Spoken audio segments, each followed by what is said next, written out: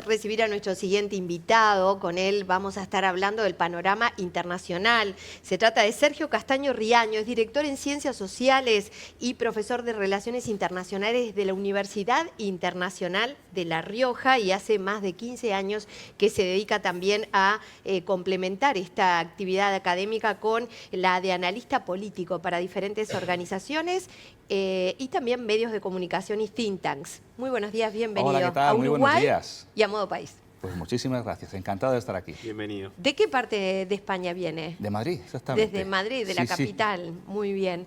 Vamos a tratar distintos temas, pero básicamente usted es alguien que se ha especializado en esto de tratar lo que significa el Islam, pero en particular últimamente ha estado trabajando mucho en lo que es la incursión hacia América Latina.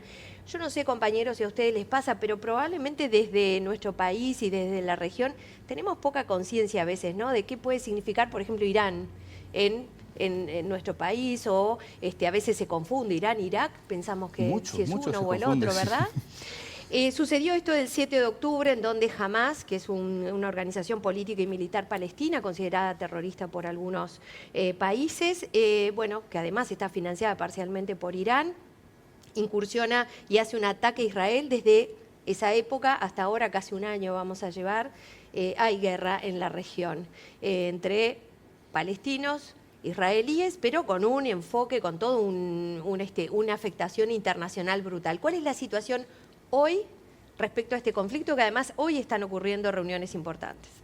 Pues muy buenos días, en primer lugar, encantado, gracias por la oportunidad de estar aquí. Me preguntabais por Irán, la implicación que tiene Irán en América Latina. Precisamente he estado unas semanas en Argentina, ahora estoy aquí en Uruguay, invitado por la Fundación Konrad Adenauer, donde tenemos además el miércoles una actividad en la que vamos a profundizar sobre estas cuestiones, el miércoles a las 6:30. Y sí, Irán es un actor internacional muy importante y con una relevancia clave en el conflicto palestino. El conflicto palestino tendríamos que remontarnos hasta tiempos muy remotos para entender el porqué, pero la implicación de Irán es clara desde el año 79, desde el triunfo de la revolución iraní con los ayatolás.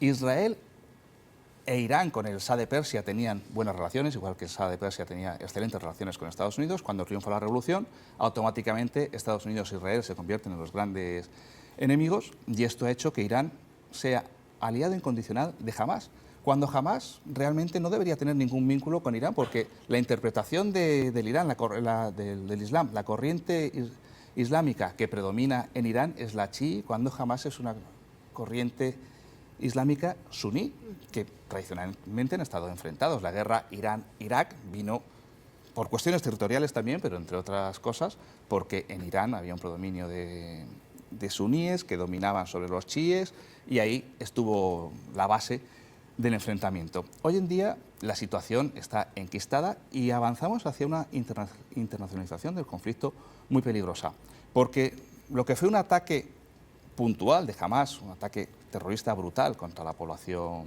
israelí, encontró la respuesta directa de Israel. Esa respuesta se ha continuado y ha llevado a una implicación de Hezbollah, milicia libanesa, pero creada y financiada por Irán, de los hutíes de Yemen, otra organización chií muy vinculada con Irán, y el ataque directo que llevó a cabo Irán en el mes de abril contra Israel. Lo que pasa es que las baterías antimisiles israelíes repelieron todos los dispositivos que lanzó Irán y no tuvo el impacto que buscaban desde Teherán. También respondió Israel a Irán, pero con un ataque simplemente informativo, y ahora la amenaza está después de la muerte en Teherán del líder de Hamás, Ismail Haniyeh, hace tan solo unas semanas. Irán ha dicho que va a vengar ese ataque.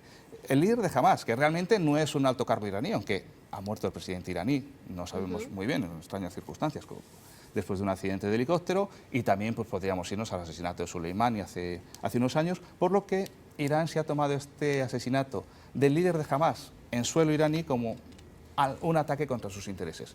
Y estamos esperando cuál puede ser la respuesta de Irán contra Israel. ¿Tiene capacidad Irán ahora mismo para atacar a Israel? ¿Lo va a hacer a través de las milicias de Hezbollah, de Hamás, de los hutíes?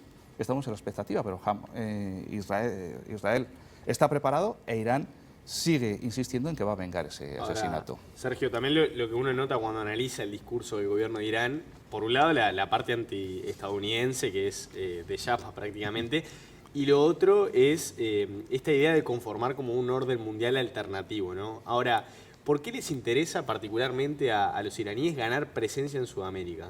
Que es un poco de lo que hablas también acá. Sí. En el año 2005, cuando llega Mahmoud Ahmadinejad, gran amigo de Hugo Chávez, con el que se hacía fotos de forma continuada y salían en diferentes medios de comunicación, cuando gana las elecciones Ahmadinejad, desafía a la comunidad internacional. Irán ya había iniciado a desarrollar su programa nuclear y Ahmadinejad no solo dice que va a continuar con el programa nuclear, sino que no informa si ese programa nuclear va a ser desarrollado con fines energéticos o con fines armamentísticos. Empiezan a imponerse sanciones desde la Unión Europea, desde Estados Unidos, desde diferentes países a Irán, e Irán queda totalmente aislada. Hemos estado analizando cuál es la situación en Oriente Medio. Irán está enfrentado con gran parte de los vecinos de la región, por tanto ahí no podía encontrar aliados, no podía encontrar aliados en Europa, no tenía aliados en Norteamérica, ni en Estados Unidos, ni en Canadá. Rusia y China en aquel momento tampoco tenían la relevancia que han alcanzado en los últimos años, se les consideraba todavía potencias emergentes, y esos vínculos de Ahmadinejad con Chávez abren la puerta a Irán para ganar aliados en América Latina. A partir de ahí se suman prácticamente de forma inmediata Cuba, Nicaragua y Bolivia, que en aquel momento empieza a gobernar Evo Morales. Años más tarde, cuando llega, poco tiempo después, cuando llega Rafael Correa a Ecuador, pues también se suma a Ecuador. Y todo esto coincide con una corriente progresista en la que en muchos países, como fue el caso de Uruguay, con Tabaré Vázquez, posteriormente con Pepe Mujica, el kirchnerismo que empieza a gobernar en Argentina, Lula da Silva en Brasil, y se crea un contexto muy favorable para que Irán pueda ganar presencia. ¿Qué vínculo puede tener la izquierda latinoamericana con Irán? Porque si analizamos lo que es Irán, un sistema teocrático donde la religión tiene un peso, la religión musulmana de esa corriente chií tiene un peso determinante, ¿qué vinculación puede tener? Sí, ¿qué intereses en común, digamos? Claro, no hay nada, ¿no? Realmente, si analizamos las propuestas de la izquierda latinoamericana con lo que es el gobierno de los ayatolás, no tienen nada que ver. Pero sí que hay un interés común, que es actuar contra Estados Unidos y avanzar hacia un orden mundial alternativo en el que Estados Unidos pierde influencia. Ahí es donde se crea el vínculo entre la izquierda de América Latina e Irán, y a partir de este momento se va desarrollando una narrativa que trata de vincular la revolución bolivariana con la revolución islámica en Irán. Nada que ver, pero Hugo Chávez remarcaba mucho el cambio de nombre que habían tenido los dos países. Irán había pasado a llamarse República Islámica de Irán, Venezuela, República Bolivariana de Venezuela. Y ese carácter revolucionario, antiimperialista, anticapitalista, es lo que se trata de extender, y el anticapitalismo, el antiimperialismo es lo que va calando también en otros gobiernos, otros partidos progresistas. Sí, hoy la realidad es distinta, ¿no? En Argentina, por ejemplo, ya no gobierna la izquierda, en Uruguay ya no gobierna la izquierda. Eso me lo preguntan muchas veces, claro. ¿Qué influencia puede estar teniendo Irán si la izquierda ya no gobierna en Argentina, si ya no gobierna en Uruguay, si ya no gobierna en Ecuador? Los gobiernos tienen un desgaste, salvo el de Venezuela, que milagrosamente no tiene desgaste. Pero por lo general, cuando la izquierda gobierna 15 años en un país, o la derecha gobierna 15 años en un país, si el país realmente es democrático, suele haber una alternancia, que es sano. La democracia es sano, que haya alternancia. Hay países que no tienen alternancia, muy sospechoso, que haya elecciones y siempre ganen los mismos, y no se entreguen las actas, que es lo que está sucediendo en Venezuela. Pero sí, en Uruguay hay un cambio de ciclo y ahora mismo hay un gobierno de derecha, tiene Argentina también, pero esto no quiere decir que Irán no continúe con su influencia. Bueno, pero justamente, ¿cuál es el impacto que podría tener esta influencia? Tanto lo que hoy está pasando en Israel, que de alguna forma podría implicarnos a todos si se desatara una guerra mayor por el poder nuclear que tiene, pero particularmente en América Latina. ¿Qué implicancia tiene este vínculo, esta influencia, este poder blando del que usted habla siempre en la región? Claro, ¿Cuál podría ser el impacto? Yo cuando comento el estudio que estoy desarrollando, me dicen, no, pero no tiene nada que ver, ¿no? El año pasado estuve en México y también fui dando varias conferencias planteando esta misma situación. Me decían, no, pero aquí en México, ¿qué influencia tiene Irán? Pero directa, probablemente no.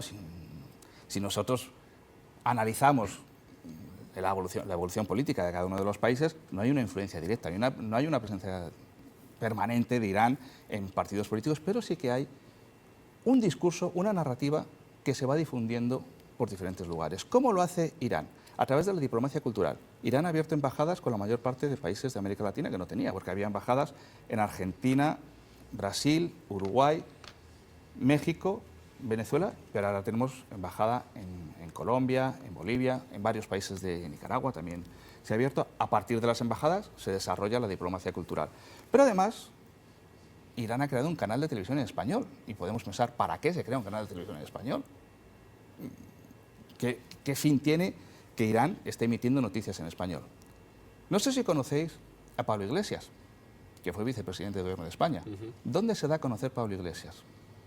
¿Dónde se hace famoso? En Hispan TV, un programa que se llamaba Fora Apache. Ahí es donde empieza a ser conocido Pablo Iglesias, un programa con un sesgo muy claro en el que se analizaba la situación internacional, pero siempre desde una perspectiva favorable a los intereses de Venezuela, favorable a los intereses de Irán. El propio Pablo Iglesias, cuando le preguntaban cómo estás aceptando la ayuda de Irán, decía, en política hay muchas veces que tenemos que cabalgar con contrariedades, porque aceptaba la financiación iraní o el apoyo que estaba dando Irán a través de Hispan TV, ahí se hace famoso y termina siendo vicepresidente del gobierno. En América Latina no tenían tanta presencia con Hispan TV, pero sí que fueron contactando con periodistas conocidos, con corresponsales que fueron ganando cada vez más influencia, y lo que ha ido es lanzando un mensaje, una narrativa, que es similar a la de Telesur, canal de televisión venezolano, a la de RT, canal de televisión ruso que emite también en español. Probablemente, me comentabas antes que no conocías, que no tenías mucha referencia de Hispan TV, probablemente no lo ve mucha gente, no es un canal de masas, pero ese mensaje luego se va difundiendo a través de Twitter, o ahora de X,